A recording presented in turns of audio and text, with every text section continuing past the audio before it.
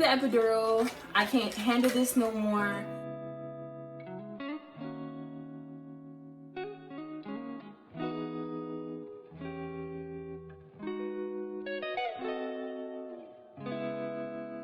Now let's get into the story time.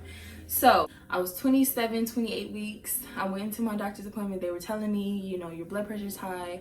We might have to do an emergency induction because, you know, your blood pressure is high, you're overweight, and da. So I'm like, okay. I was super duper scared. Like, oh my God, they were telling me I have to have my baby at 34 weeks. After that, every doctor's appointment was like, kind of like up and down. Like sometimes my blood pressure will be high, sometimes it will be low. I went to the hospital because like I think I was sick. Something was happening. I don't know what the hell was going on. I don't even know if it was before or after, but I remember going to the hospital. I had a kidney infection, my blood pressure was high, his heartbeat was rose up and stuff like that. My heartbeat was high as well. Like everything was, it was crazy. It was like, oh my God, I'm about to have this baby. I think then I probably was like 30 weeks or either I was 30 weeks or it was before I was 27 weeks. So after that, I got out the hospital. I was in there for like a whole week. So after I got out of the hospital, it was an update to see if my blood pressure was still high. So I went to the doctor's appointment. My blood pressure was still high. They had to monitor me, and then after that, everything was cool. So I was like, cool. I made it to 34 weeks. I was like, cool. I don't have to, you know, I ain't gonna get inducted. I mean, induced and stuff like that. I don't know if I said inducted or induced. So I was like, okay, cool. I don't have to get induced yet. Fast forward to 35 weeks.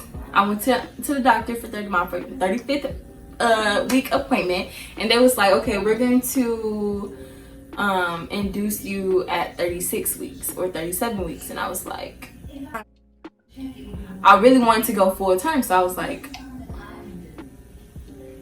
what the fuck? So I was like, okay, cool.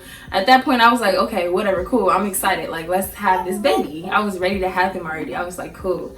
So 37 weeks come, they said they were gonna call me and set up the appointment. So I'm expecting them to call me. They never called me. They told me that they have to reschedule to 38 weeks. So 38 weeks comes. I'm like, oh my God, what's gonna happen? Like, oh my God, how am I gonna, I'm looking up, you know, videos of people got induced and like how things happen, and like, am I gonna feel the contractions the same? Like I'm looking up everything. So here, baby. So after that, I hope my story ain't like everywhere. I'm kind of trying to put it in like in order. What's wrong with my son? Y'all comment down below if y'all son act like this. My baby's only 7 months. He just going wild. Me and my mom, we get to the room. It was like, as soon as I got to the room, like boom. I ain't have time to say, okay, I want to change into something else, or like I want to, like, it was just like boom, like it was about to start happening. Like, so I'm thinking I can at least unpack, get my camera out, because I was about to do a vlog, as you guys can see. Like, go watch that labor and delivery vlog, because I did do a vlog for you guys. So yeah, so I'm thinking, okay, I'm about to get my camera out, I'm about to get my equipment out, I'm about to get comfortable, Nope, it was not like that. I got in the room and they pretty much like came in there, like they was talking to me and stuff, and maybe like after like 10 minutes, boom, it was already like, okay, let's get the IV in, let's do everything, get her in the bed. I'm like, okay, I didn't expect for this to go that fast. Like, you know, they gave me something called Cytotech, and that pretty much is to open up your cervix to get the baby to start, or for contractions to start, and to open up your cervix so you can get dilated or whatever. So I'm like, okay, cool. A couple of hours went by, like I'm gonna say 4 or 5 hours went by, not dilated. I was not getting dilated at all, like at all. So I wasn't getting dilated at first, and then like 5 more hours go by, I was not dilated. I think I was, Alright guys, so I'm currently editing the video, so I just want to come on here and say they induced me with the cytotech first. I believe like it was maybe 4 or 5 hours, and then I wasn't dilated. The second time they put another cytotech, that's when I got to 2 centimeters. So if it kind of sound crazy because I was rambling, but yeah, that's what happened.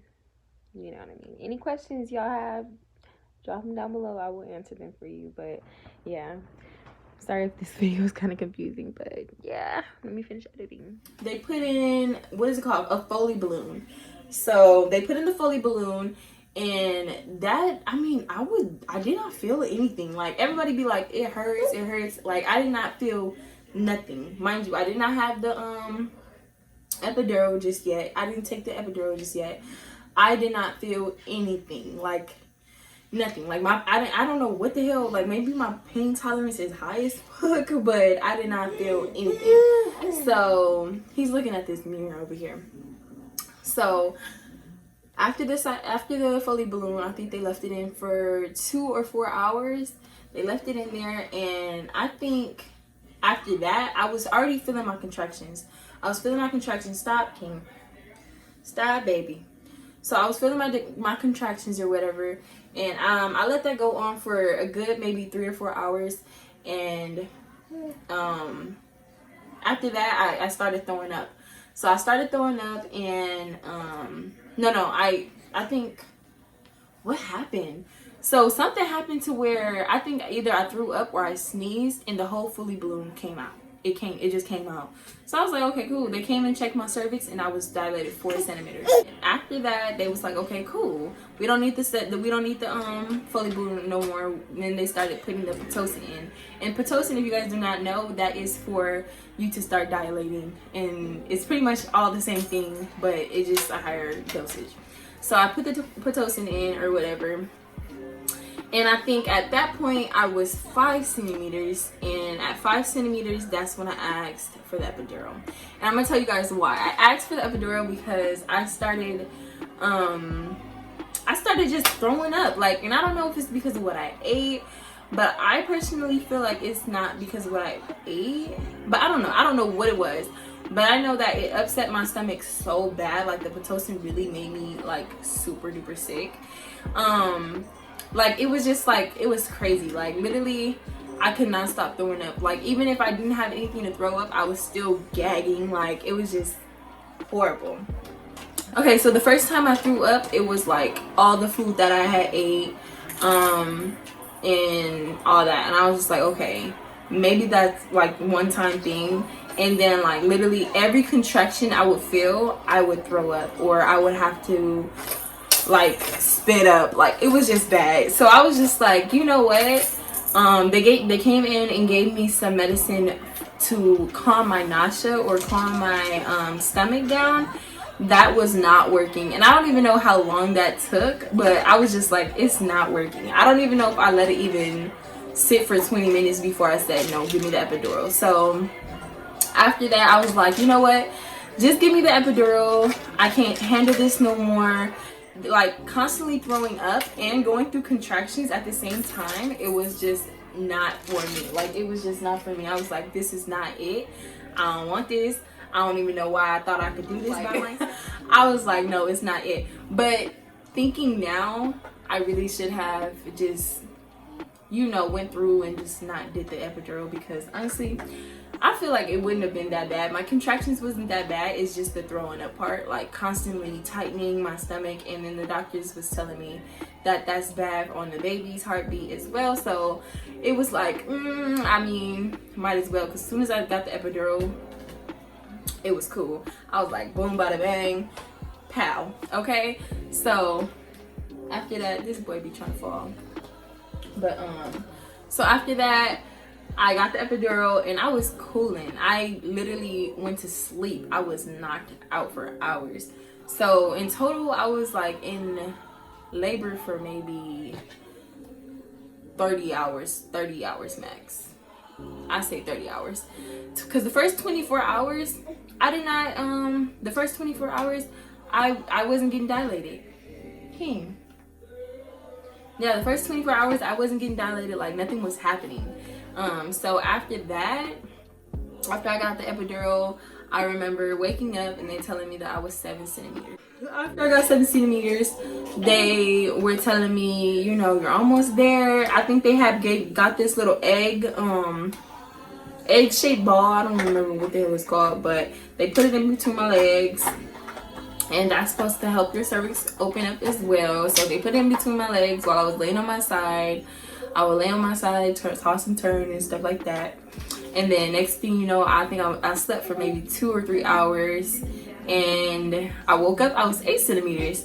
And then I went back to sleep, and they was like, you're 8 centimeters, you're almost there. I think I got back on my vlog, and I told you guys I was 8 centimeters. I was all happy. And then after that, I literally went right back to sleep, because I'm telling you, like, that epidural will have you so tired. You want mommy? You want mommy? After I went back to sleep and I was 8 centimeters, I woke up and they was like, you're ready to push. But mind you, I felt like I was ready to push when... No, I woke up. King. So after they told me I was 8 centimeters, I went back to sleep and I woke up and I might have been 9 centimeters. I don't know how many centimeters I was. I might have been 9. I might have been more... I might have been at 10 centimeters because they didn't really check me. But I went back to sleep. I had woke up and I had told them I felt like I had to push. So I was like, I have to push. Like, he's coming. Like, I can feel his head. Like, it's right there. Mind you, the doctor came. The doctor left, and they went to tell the doctor or whatever. And I feel like I was sitting there for a whole hour because I had went back to sleep. And because when I had told them I had to push, they never came back. They never came back and checked me or nothing. So I went back to sleep. Shit. And I went back to sleep. I was like, okay, I'm gonna try not to push. You feel me? But I kept on feeling like I have to push. And then, King, you're interrupting my story, stink. You're interrupting mommy's story. And next thing you know, like 10 minutes, 15 minutes later, the doctors came in. She was prepping. My nurse was prepping.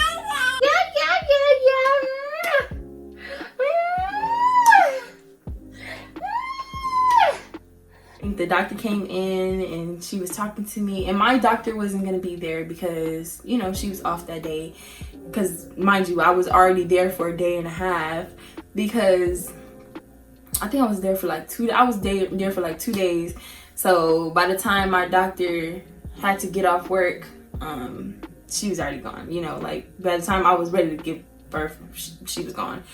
So after that, I just remember asking, like, I want to see it. Like, you know, I want to see him come out. I asked for the mirror. It was so many people. They had freaking nurses that was, you know, in nursing school, all that. I was like, damn, you motherfuckers in here. And I couldn't really see the mirror or anything. But I remember, I think I pushed maybe like a good 5 times. All I could think about was get my baby out peacefully, and like, you know, make sure he's out safe. So that's all I kept on thinking, like, just stay calm. Because when I tell you I know how to stay calm, like my mom was like, you are a G, like you a G. Because I don't know what the hell happened, but I just remember, like, all I have to do is just stay calm. But yeah, my mom was like, you a G, because I don't know how you did that. But so yeah, so I pushed. And they was like, hold it. And I was like, I don't know if I can hold this shit, because, you know, I'm a big bitch. But, you know, I was like, I'm big, you know. I don't know if I can hold it. But, yeah, so I was like, I don't know if I can hold these pushes. So I pushed like 5 times. I remember the 4th time I pushed, I felt his head coming out. And I know, like, people say the ring of fire, and like you get 2 rings of fire. It's like the head and their shoulders. And all I kept thinking was, I don't want to feel the shoulders, because the shoulders is bigger than the head. Like, I don't want to feel the shoulders. So when I felt his head, when I was pushing, I took some time, and I was just like, breathe. Like, I was breathing real good and stuff. And then next thing you know, I was like, okay, focus. because you about to push this baby out with this push. Like, I was determined. Like, I was like, I'm about to push this baby out with this push, and I know for sure he's gonna come out. So I pushed my last push, and I pushed harder and harder and harder, and the doctors probably was like, stop pushing. I think they said stop pushing, and I still pushed. I still was going, because I was like, I'm about to push this baby out. Like, no. They was like, okay, push, and I kept on pushing, and even after 10 seconds, and he was out. And he came out. He was not he wasn't crying. He was still breathing, but he was not crying, and he was asleep. My son was asleep. I think it was the epidural, honestly, because I was asleep the whole half of my labor and delivery. So, Stink, you want to see yourself in the mirror? Okay, so yeah, I was asleep. So he came out asleep. I think it took him like 5 minutes to wake up, and they kept on like rubbing him and like all types of stuff. And I was just like, in my mind, some part of me was telling me like, I hope he is okay. Like, is he breathing? Like, you feel me? But I was so like out of it. Like, I was all I could do is pray, like, in silence. Like, I was just praying in silence and stuff like that. Hoping for him to be okay or whatever. Okay, I'm sorry, I'm tripping. So yeah, I was just praying in silence or whatever. Next thing you know, I hear his cries. It was so freaking beautiful. And he was just laying on my chest, and I was like, damn, I got a light ass baby. Like, my baby is light as shit. You look like you might color on camera. But yeah, so that was a pretty good experience coming in to like being a mom, like actually having a baby. It was a really good experience. It was so cute, because I remember when he was first born, like, he was crying. Like, I think the doctor had took him, and all he wanted was his mommy. All he wanted was me, and he just kept on crying, like, no. And as soon as he'll come to me, he was like, he just knew, like, yes, this is my mama. Like, this is my mom. My mom cut the umbilical cord, because like I was saying, my baby daddy wasn't there. He wanted to be there, but he felt like he didn't. I don't know why, you guys. I don't know why, but he felt like he didn't deserve to be there, so he wasn't there. So yeah, so he wasn't there or whatever. He eventually came, like day two of him being there and stuff like that. And everything was pretty cool, and it was very much a great experience. When I first had him, I was saying like, I would have another baby, I don't care, and I would have it without the epidural. So if you guys are watching and you guys are pregnant and you guys are thinking about getting an epidural, or wondering how it's going to be, if you're getting induced or natural labor, and whatever the case may be, but I just prefer, if you're doing a natural birth, do it fully natural. It's not really worth getting the epidural, because to me it wasn't. Like, if my next baby, I will not get the epidural. I just won't. I just feel like it's really pointless. But I have my own reason. But pushing out a baby was a blessing. Pushing out a baby was a beautiful experience for me. Everybody else, I don't know how y'all felt about having a baby or pushing out a baby. I loved it. It felt like, oh my god, like, it felt beautiful. Like, you feel me? It was just perfect. You feel me? Now I have my little stinker butt, and he makes me happy every single day, and he is my reason why to keep pushing every single day. So yeah, that was my labor and delivery video, my story time on my labor and delivery. If you guys like that, give it a thumbs up.